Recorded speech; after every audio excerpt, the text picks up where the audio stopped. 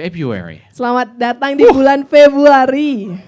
I was talking to my mate at work on last Friday, Ya, saya berbicara dengan teman saya di tempat kerja minggu lalu. and he was like, "Oh, it's week 4 next week." Dia berkata minggu depan adalah minggu keempat. And I said, "Yeah, that sounds about right." And then I thought about it for a minute.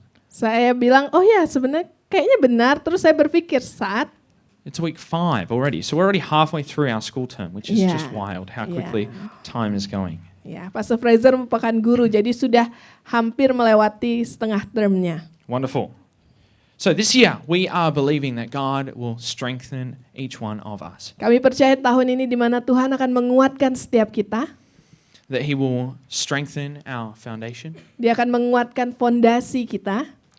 that we would continue to grow in what He is calling us into as a church and as individuals. Kita terus bertumbuh sesuai dengan panggilan Tuhan sebagai individual ataupun sebagai gereja. That as a church, we would be strengthened in His word, Kita dikuatkan di dalam firman Tuhan, that it would build a firm foundation in our lives, di mana firman Tuhan ini menjadi fondasi yang kuat bagi hidup kita. where we wouldn't be shaken or moved easily, Di mana kita nggak berpindah-pindah dengan mudah. and that we would become like that tree that we looked at in Psalm 1 a couple of weeks ago, that tree that is planted and firm and strong in its foundation. Ya, di mana kita seperti pohon yang di dalam Mazmur 1 kita kuat, tumbuh, teguh di dalam Tuhan. That we don't just want to respond to hype or respond to a nice message that makes us feel good for a couple of weeks, Kita nggak sekedar merespon kepada khotbah-khotbah yang atau pesan-pesan hal yang hype saja yang menyenangkan untuk sesaat saja, but we would respond to the love and grace and mercy of our Savior. tapi kita merespon kepada kasih karunia Tuhan dan pengampunan Tuhan yang telah Dia berikan bagi kita. And that would lead us to repentance Di mana kasih tersebut membawa kita kepada pertobatan and into the life that He has for us. dan kepada kehidupan yang sudah Tuhan sediakan bagi hidup kita. That we respond to what He has done for us. Kita merespon kepada apa yang sudah Tuhan berikan kepada kita. And so we are believing that across this year, that as we allow God to, that He would reorder the desires of our heart. Kita percaya tahun ini Tuhan akan menata ulang lagi apa keinginan hati kita. That it would not feel like a chore or something that we have to do to read His word, but we would desire and love it. Di mana kita nggak sekedar membaca saja menjadi rutinitas, tetapi kita menginginkannya setiap saat. And so our vision for this year is out of, as it says on the screen, Isaiah 55, Jadi- the great invitation. Visi kita di tahun ini adalah dari Yesaya 55, undangan yang besar. Who loves a good invitation? Siapa yang senang undangan yang bagus? Pete loves a party, hey? Ya.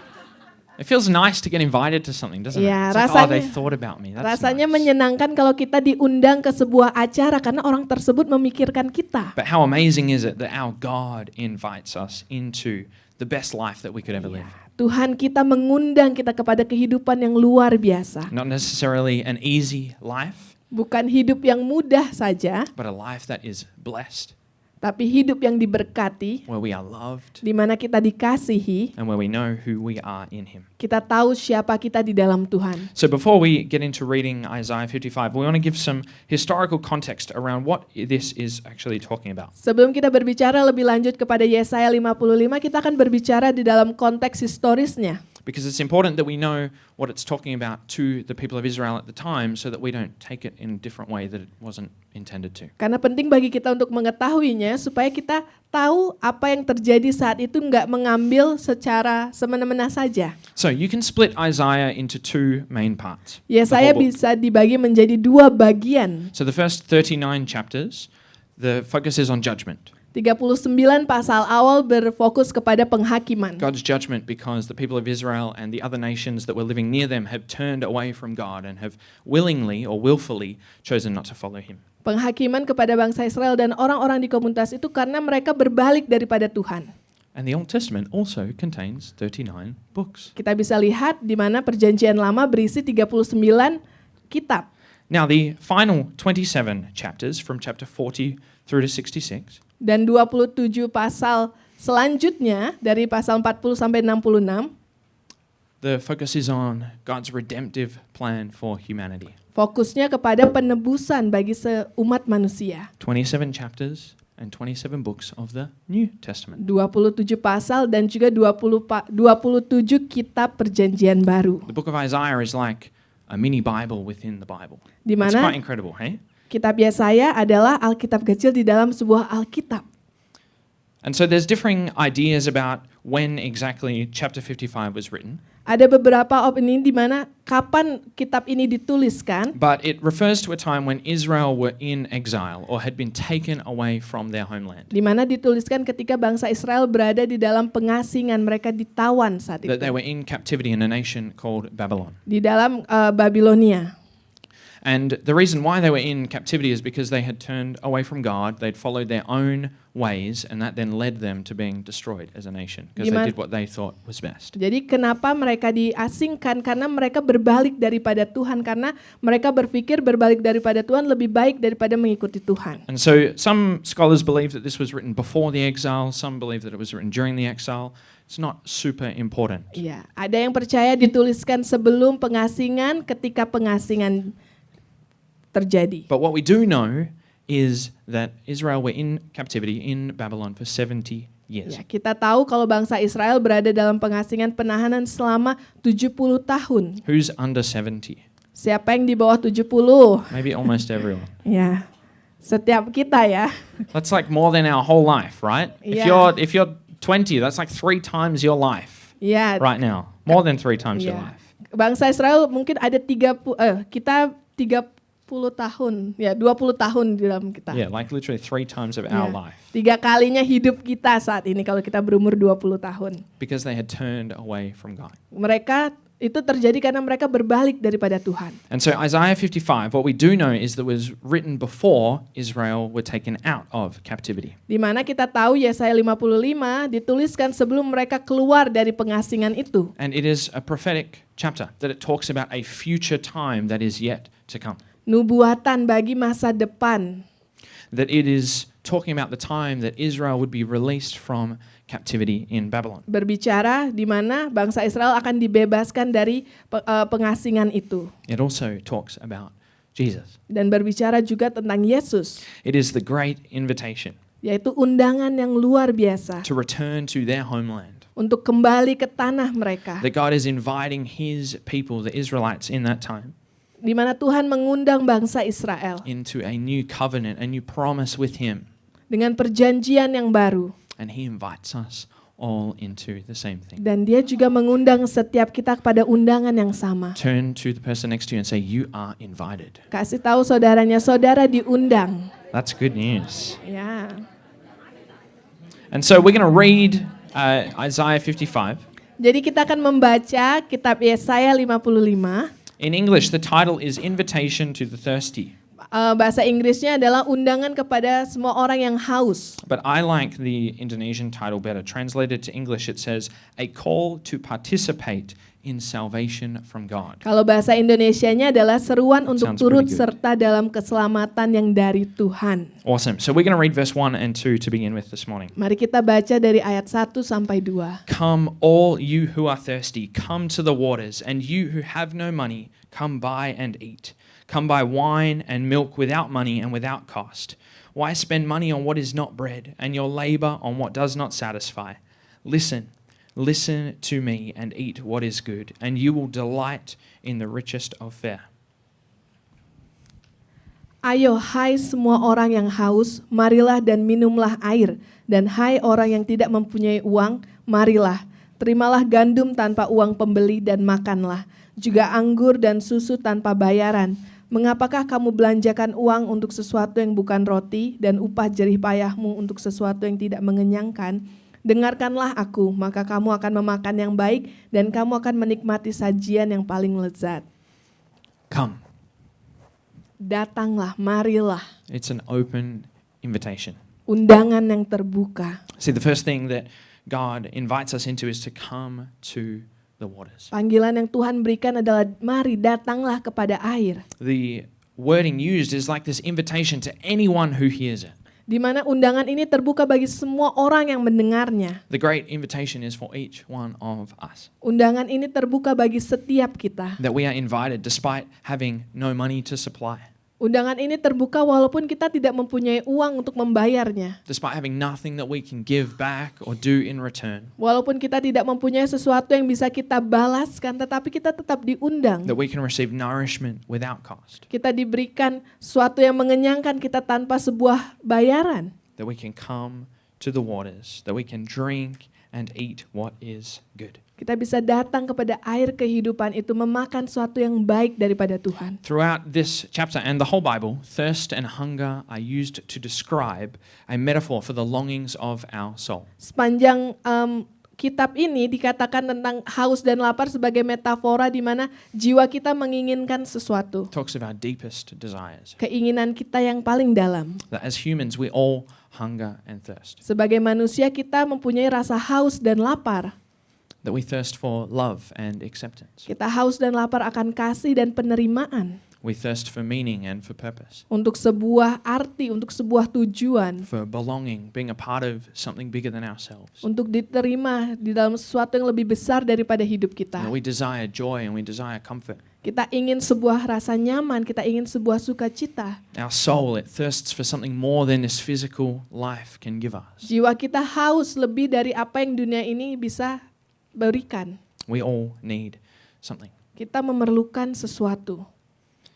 Our human life, it's filled with this frustration, right? Dalam dunia kemanusiaan kita dipenuhi dengan banyak hal-hal yang membuat kita frustrasi. It's like we feel all the time that something is not right with the world. Tanpa kita sadari kita merasa kalau ada sesuatu yang tidak benar dari That dunia ini. things are not as they should be. Di mana hal-hal seharusnya tidak seperti itu terjadi. And the truth is that there is something separating us from our source of life. Dan kebenarannya adalah ada sesuatu yang memisahkan kita dari sumber kita. Just as the Israelites were separated from their homeland Sama seperti bangsa Israel yang jauh dari tanah mereka. because they'd chosen to walk away from God. Mereka itu terjadi karena mereka memutuskan untuk berbalik daripada Tuhan. You see, perhaps the biggest part of this exile was not that they were taken out of their home, but that they were taken from the temple. Pengasingan itu saat itu terjadi di mana bukan hal yang sulit, tetapi sulit bagi mereka karena mereka jauh daripada bait Allah. See, in ancient Israel, the temple was the most important place in the whole nation.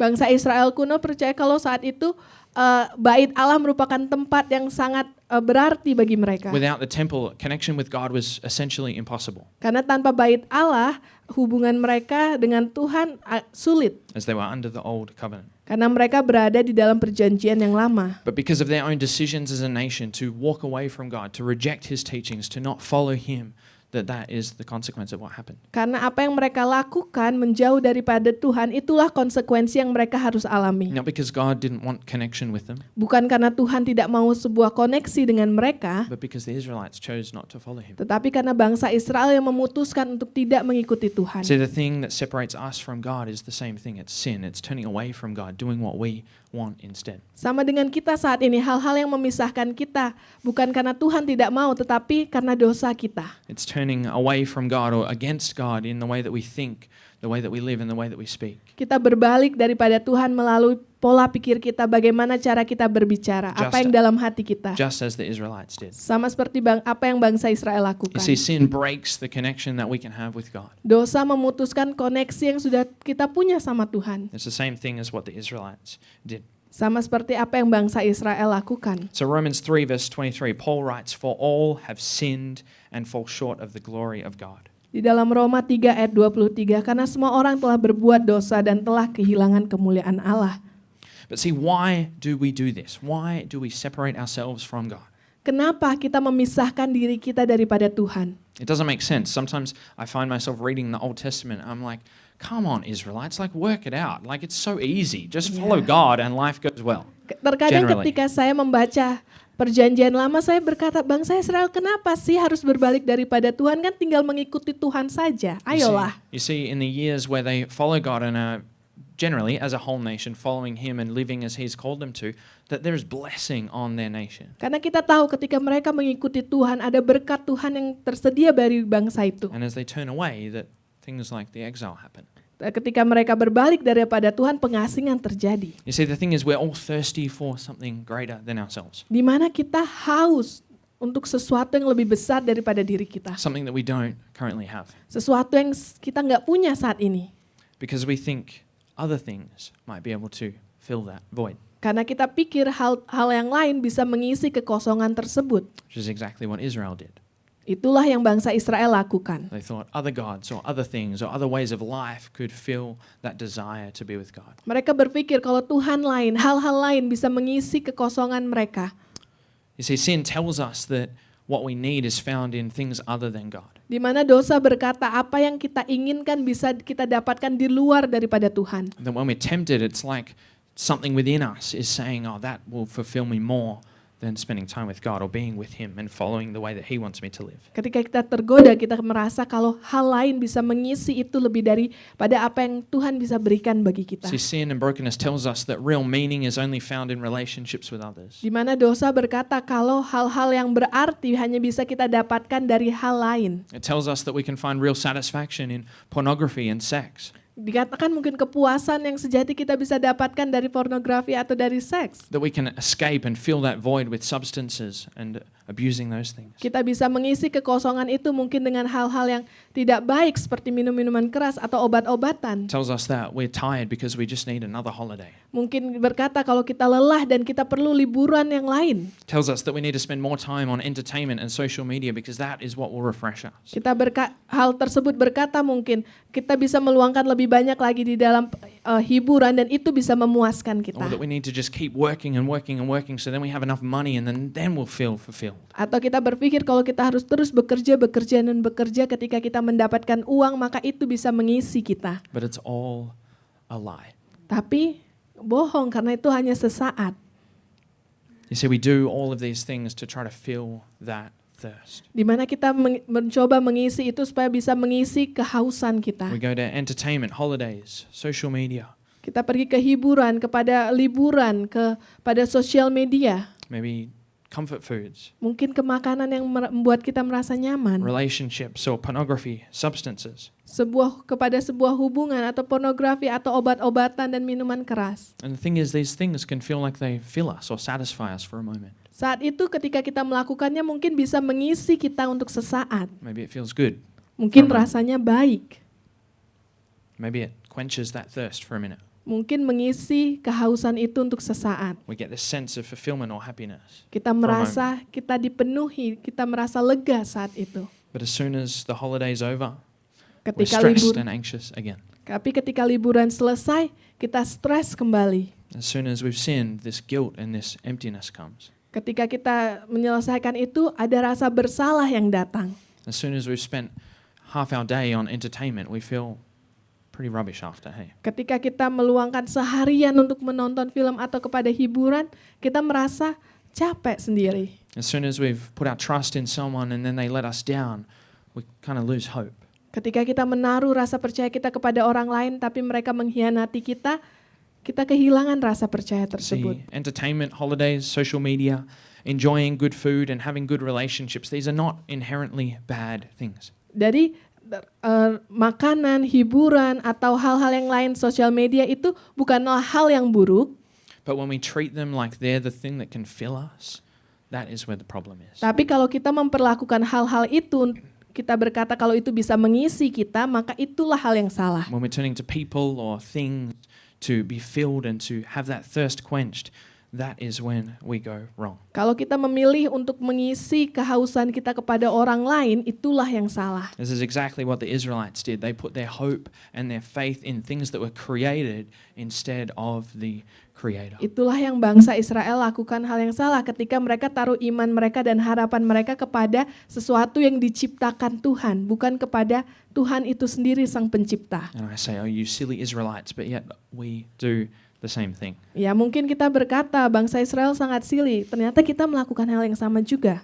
You see, we hurt ourselves by doing this. Kita merusak diri kita sendiri ketika kita melakukan hal ini. We are the ones that lose out. Kita yang kehilangan. We're the ones that get broken and stuck and just lost. Kita sendiri yang rusak, kita sendiri yang tersesat. And this is what it looks like to spend money on what is not bread and to give our labor for something that does not satisfy. Inilah ketika kita membayarkan uang kita kepada sesuatu yang bukan roti, kepada sesuatu yang tidak mengisi kita. I must confess that during the Christmas holidays, I started playing one of those silly merge phone games. Ya, saya mau mengakui dosa saya ketika saya liburan Natal, saya bermain game yang merging itu. And this one time as I was playing, this little ad came up and said, hey, spend $2.50 and you can get some diamonds. Ya, dan dibilang nanti pas lagi main tiba-tiba ada iklan datang, kalau kamu bayar 20.000 nanti bisa dapat diamond. And in my mind, I'm like, this is fun. I'm enjoying this. This is Yeah. helping me to relax. Saat It's itu only $2.50. Why not? saya berpikir, oh nggak apa-apa, ini kan buat saya relax, buat saya beristirahat dan bayar cuma 25.000, nggak apa-apa lah, boleh untuk Anyone else want to coba. come clean? Who spends money on phone games? Siapa I'm the yang mau only one. mengaku? Wow, I'm the only one. But in actual fact, this game was not refreshing me at all. Tapi pada akhirnya game ini tidak menyegarkan saya, It was not helping me. tidak membantu saya, And I got to the point where I literally spent money on something that could not help me. di mana saya membayarkan uang saya kepada sesuatu yang tidak mengisi saya. See, did that $2.50 make me feel so much better? Apakah 25.000 itu membuat saya merasa lebih baik? Did it give me what I really needed? Apakah itu memberikan sesuatu yang benar-benar saya perlukan? Did it restore or fulfill me? Apakah itu benar-benar memulihkan saya? Did it even cause me any delight? Apakah itu memberikan saya sebuah kesukaan? No, no, no, and no. Tidak, dan tidak jawabannya. And it's similar with the trap of sin, right? Sama With other things. sama seperti itulah jebakan dosa dengan hal-hal yang lain. It offers us something that we think we want, Memberikan kita sesuatu yang kita pikir itu yang kita perlukan. something we think that we need, Kita pikir itu yang kita something perlukan. we think will help us. Kita pikir itu akan membantu kita. It looks good, it looks enticing or enjoyable, Kelihatannya bagus, sangat menarik, but in actual fact it leaves us worse off than we were before. tapi membawa kita kepada sesuatu yang lebih buruk daripada sebelumnya. And this is why God's invitation is so much greater than anything that the world, that sin, that our own flesh could offer us. Inilah undangan Tuhan lebih baik daripada apa yang dunia ini bisa tawarkan. And we see the completion or the revelation of this promise in the gospel in Jesus. Kita bisa lihat pewahyuan ini di dalam waktunya Yesus. John 4 verse 13 to 14, Jesus answered, talking to the woman at the well, talking about physical water in a well. Everyone who drinks this water will be thirsty again, but whoever drinks the water I give them will never thirst. Indeed, the water I give them will become in them a spring of water welling up to eternal life. Dalam Yohanes 4 ayat 13 sampai 14, jawab Yesus kepadanya, barang siapa minum air ini, ia akan haus lagi. Tetapi barang siapa minum air yang akan kuberikan kepadanya, ia tidak akan haus untuk selama-lamanya. Sebaliknya, air yang akan kuberikan kepadanya akan menjadi mata air di dalam dirinya, yang terus-menerus memancar sampai kepada hidup yang kekal. See, Jesus is saying that it is only through him that we can have that thirst of our soul satisfied.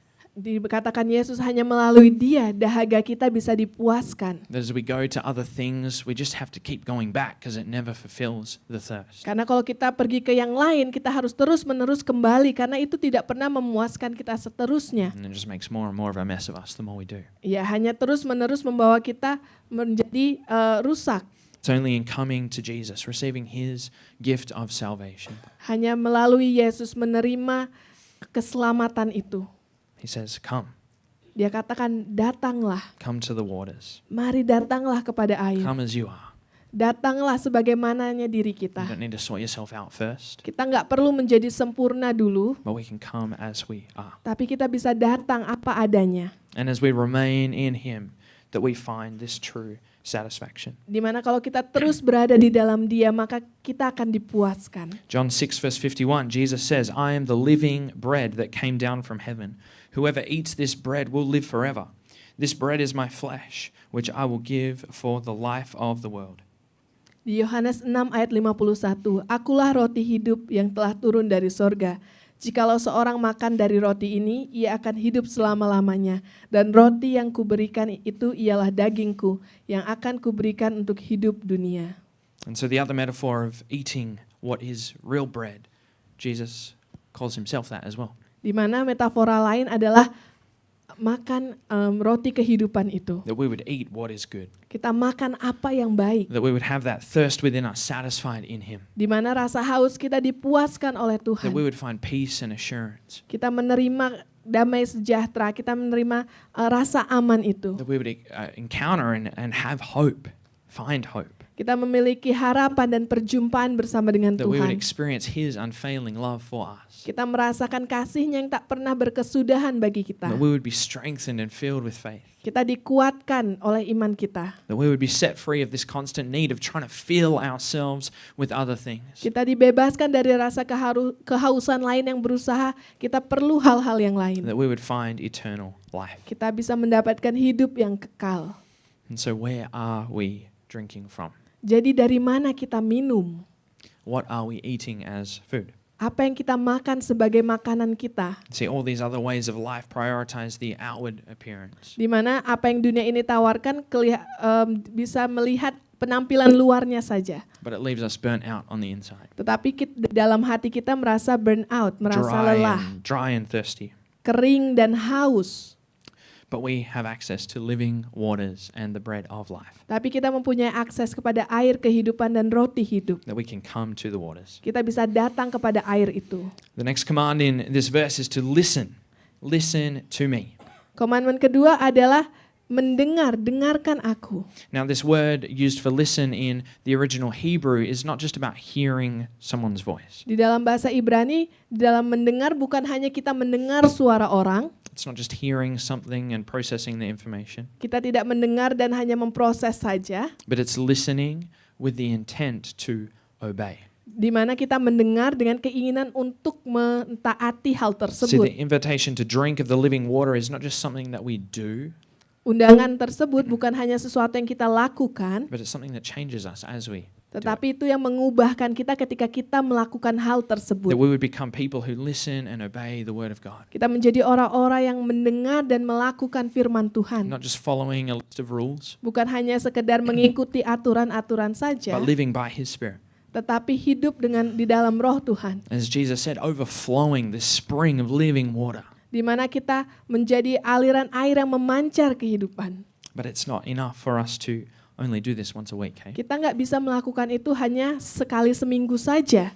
You know, we can come to church and listen to a nice message, Kita bisa datang ke gereja dan mendengarkan firman Tuhan. and we absolutely pray that it blesses you. Kita percaya kalau itu memberkati saudara. But if I drink of the living waters once a week and then go and start drinking other stuff during the week, what good is it? Kalau kita minum air kehidupan satu kali seminggu, tapi minggu-minggu dalam seminggu itu kita minum air-air yang lain, itu tidak bagus, bukan? See, what do we listen to during the week? Apa yang kita dengar sepanjang minggu kita? What do we go to as water? What do we go to as food during the week? Apa yang kita makan, apa yang kita minum sepanjang minggu itu? You see, if we go to other things, then it's going to leave us that same thirst again. Karena kalau kita pergi ke hal yang lain bisa membawa kita kepada kehausan itu lagi. If we think of it like a diet, right? If I say I'm going to diet every Saturday, Coba bayangkan kalau saudara lagi diet, tapi saudara bilang saya dietnya hari Sabtu saja. I'm going to go on a sugar-free diet every Saturday. Ya, setiap hari Sabtu saya nggak akan makan gula. It's not going to help me at all, is it? If Nggak I eat akan sugar every membantu other kita. day of the week. Ya, nggak akan membantu kita karena kita makan gula sepanjang minggu. And it's not about spending hours every day reading the Word of God and trying to pray, Bukan sekedar kita membaca firman Tuhan setiap paginya saja, but it's about coming to the waters first, making Jesus our priority, tapi datang kepada air itu membawa Yesus sebagai prioritas kita. making His voice the one that we listen to above anything else. Membuat Dia sebagai suara yang kita dengar sepanjang hari. That if we want to follow Him, if we want to live this life that He has for us, then let's come and listen to His voice. Kalau kita mau hidup bagi Dia, mari kita datang untuk mendengar suaranya. That we would continually drink this refreshing water, this living water. Kita terus-menerus minum air kehidupan tersebut yang menyegarkan kita. You see, Jesus in John 4, where He said that we would never go thirsty again, it's not that we, have say this one prayer and then we're good to go forever. Di mana Yohanes katakan kalau kita tidak akan haus lagi, bukan sekedar kita berdoa satu hal saja dan don't kita just- tidak akan haus. Don't just come to Jesus once and then that's it. Kita cuma datang kepada Yesus sekali saja, setelah itu tidak lagi. But what Jesus is talking about is that we've found in Him the life life-giving source. di mana kita bisa menemukan sumber hidup kita. That as we continually drink that we would never go thirsty for other things again. Kita terus-menerus minum dia sehingga kita tidak haus akan hal yang lain. There's so many sources that we could go to, but we have found the one that gives life. Ya, banyak sumber-sumber yang mungkin kita tahu, tapi kita datang kepada dia yang memberikan kita hidup. Just like the blessed person of Psalm 1 who has found the source, who is planted by the streams of living water. Sama seperti orang yang berbahagia yang ditanam di tepi aliran air. That we would be positioned to listen to our Savior. Di mana kita mempunyai posisi kita mendengarkan penyelamat kita. The third command here is to delight. Perintah yang ketiga adalah menyukai, menikmati. Delight in the richest of fare. Menikmati sajian yang paling lezat yang Tuhan berikan. You see, this invitation is that we would come, that we would listen, and as we drink and eat, that we would find delight. Di mana kita datang, kita mendengar, dan ketika kita menemukan, kita menikmatinya. If you think about sitting down at the dinner table, Bayangkan kita duduk di tempat makan. and there's this delicious meal prepared for you. Ada makanan yang disediakan bagi setiap kita. I could sit there like this and go, I don't want to eat that. Kita bisa saja duduk seperti ini dan saya nggak mau makan itu. You know, the command is that we would delight in that. Tapi perintahnya kita akan menikmati hal itu. Right, that we can come to the Word of God, we can come to the gospel and read about Jesus, but if we're not delighting in that, if we're not taking part in that, then what's it for? Ya, karena kita bisa mendengarkan, kita bisa menemukan firman Tuhan, tapi kalau kita tidak menyukainya, tidak menikmatinya, apa untungnya? In one translation or version of the Bible, it says to delight yourself in fatness, the fatness of produce. Di mana di mana kita menikmatinya. Talking about an agricultural culture, right? We're talking about, imagine this massive cow, right? Ya. Delighting yourself in that delicious meat. Bayangkan kita menikmati makanan tersebut. Or delighting yourself in babi guling. Ya, seperti kita menikmati makan babi guling, seperti itu kita menikmati firman Tuhan. That we would find delight in the spiritual abundance. Ya, kita menikmati di dalam firman Tuhan tersebut. That we would be fulfilled in a way that nothing in this world can offer us. Kita dipenuhi di dalam hal-hal yang dunia ini tidak bisa tawarkan. And it is quite incredible the delight that we find as we say no to other things and choose to follow Jesus and come to Him. The delight that we find is like nothing else. Ketika kita menyukai apa yang Tuhan katakan, itu lebih besar dari apa yang dunia ini bisa berikan. That our soul finds rest in that connection with Jesus. Jiwa kita bisa beristirahat dalam koneksi kita dengan Tuhan. It doesn't mean we never have any problems, Bukan artinya kita nggak akan memiliki kesulitan, not at all. bukan. But we find joy and peace in the middle of them. Bahkan kita akan menerima sukacita dan damai sejahtera ketika kita melewati hal That we tersebut. can have assurance and keep holding on to hope in the middle of problems. Kita bisa mempunyai rasa aman dan harapan ketika kita melewati hal-hal yang sulit. You see, this promise, this chapter in Isaiah 55, it talks about a future time where Israel would leave captivity. Di mana janji ini dikatakan bagi bangsa Israel ketika mereka keluar dari pengasingan itu. But when they left captivity, life was not much easier or much better. Bahkan ketika mereka keluar dari pengasingan tersebut, hidup mereka tidak lebih baik atau baik-baik saja. They went back to Jerusalem, their city, to find a temple that was destroyed, a whole city that was destroyed. There were no walls to protect them. They were scared and fearful. Ketika mereka kembali ke Yerusalem, di mana tembok tersebut telah runtuh, tidak ada yang memproteksi mereka. They spent years and years rebuilding the city. Mereka memakan waktu bertahun-tahun untuk membangun tembok tersebut lagi. But they were protected. Tetapi mereka diproteksi sama Tuhan. They found joy in doing the work of the Lord. Mereka mendapatkan sukacita ketika mereka melakukan hal And tersebut. they were blessed as a nation as they did that. Dan mereka diberkati Tuhan ketika mereka melakukannya. See, God is the one who enabled them to rebuild. He protected them. He covered them. Tuhan yang memperlengkapi mereka, menguatkan mereka untuk membangun itu. Because He is so much more faithful even when we are not. Tuhan sangat setia kepada kita walaupun kita tidak setia. That we can come and listen and find delight. Kita bisa datang, mendengar, dan menikmatinya. If we go down to verse 3, it gives us this incredible promise. Mari kita ke ayat 3 yang memberikan kita sebuah janji. He says, give ear and come to me. We hear the same language again. Listen, that you may live. I will make an everlasting covenant with you, my faithful love promised to David. Sendangkanlah telingamu dan datanglah kepadaku. Dengarkanlah maka kamu akan hidup.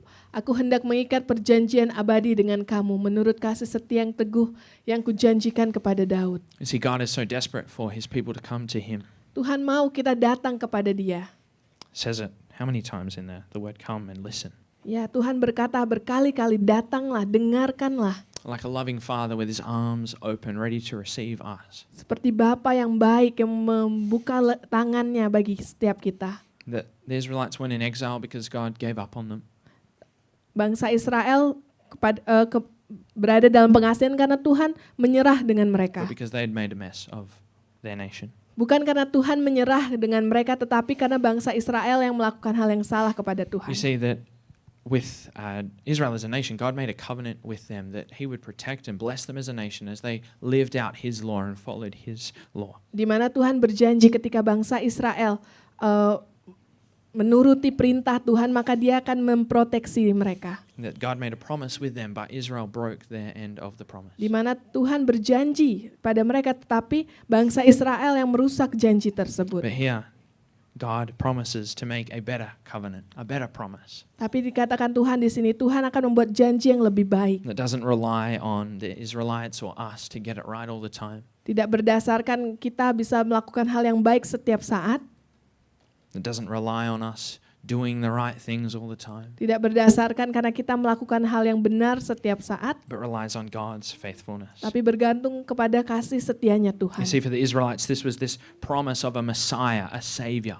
Inilah janji bagi bangsa Israel, penyelamat tersebut. And for us, we know that this is fulfilled in Jesus. Dan kita tahu ini sudah dibukakan melalui Yesus. And summed up in John 3 verse 16, for God so loved the world that he gave his one and only Son, that whoever believes in him shall not perish, but have eternal life. Di dalam Yohanes 3 ayat 16, karena begitu besar kasih Allah akan dunia ini, sehingga ia telah mengaruniakan anaknya yang tunggal, supaya setiap orang yang percaya kepadanya tidak binasa, melainkan beroleh hidup yang kekal. Let's read verse 4 and 5, where we're going to finish this morning. Mari kita baca ayat 4 dan 5 ketika kita mengakhiri firman Tuhan ini. See, I have made him a witness to the peoples, a ruler and commander of the peoples.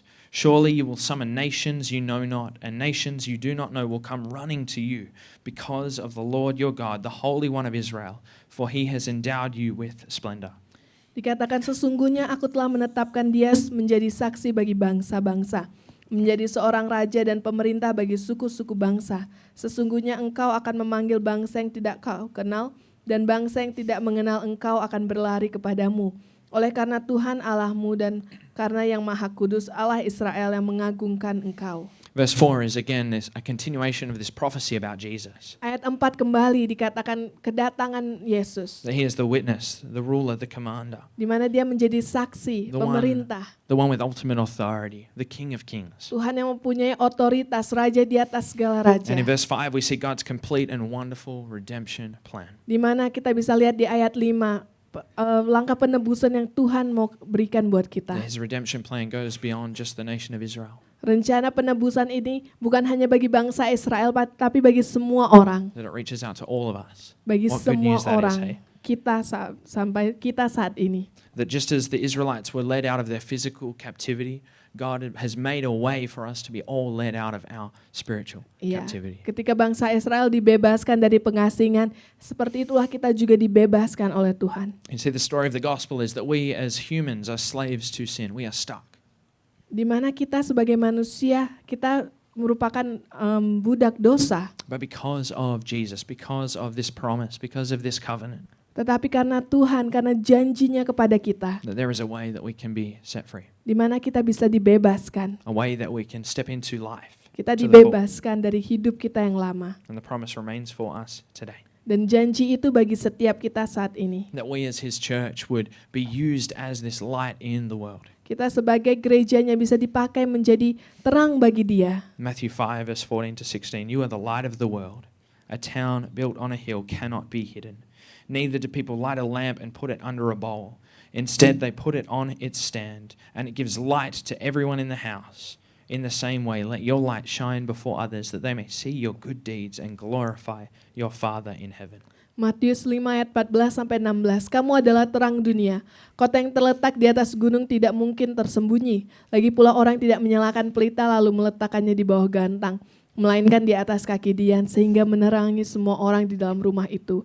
Demikianlah hendaknya terangmu bercahaya di depan orang supaya mereka melihat perbuatanmu yang baik dan memuliakan Bapamu yang di sorga. This is the splendor that verse 5 talks about. Inilah hal yang pasal 5 katakan. That we have this light within us that is Jesus. Kita mempunyai terang di dalam hidup kita yaitu Yesus. And then we get to shine that before the world around us. Dan kita bisa membawa terang itu kepada semua orang di dunia kita. What a privilege. Sebuah kesempatan yang luar biasa. So let's be people who come to the waters and receive what our soul so desires. Mari kita menjadi jemaat Tuhan yang datang kepada air kehidupan yang dipuaskan dahaga kita. To the true source, the one that gives life. Kepada sumber daya yang benar yang mengisi kehidupan kita. That we would be people that find what we need in the right place. Kita bisa menjadi jemaat yang tahu kemana kita harus pergi. Come and listen and delight in what is good. Marilah datang dan dengarkan dan nikmati apa hal yang baik. That we would build our lives on this strong foundation. Kita membangun hidup kita di dalam fondasi yang kuat ini. That we would be as a church that welcomes those that are thirsty and shows them where the source is. Kita menjadi gereja yang mempersilahkan menjambut orang-orang untuk datang, menyambut orang-orang yang haus. That people who are weary and burdened and stressed and anxious could come and drink what is good. Orang-orang yang letih dan lesu datang menerima apa yang baik itu. That we would be a place where people can come and drink of the living water. Kita menjadi tempat di mana orang bisa menerima air kehidupan itu.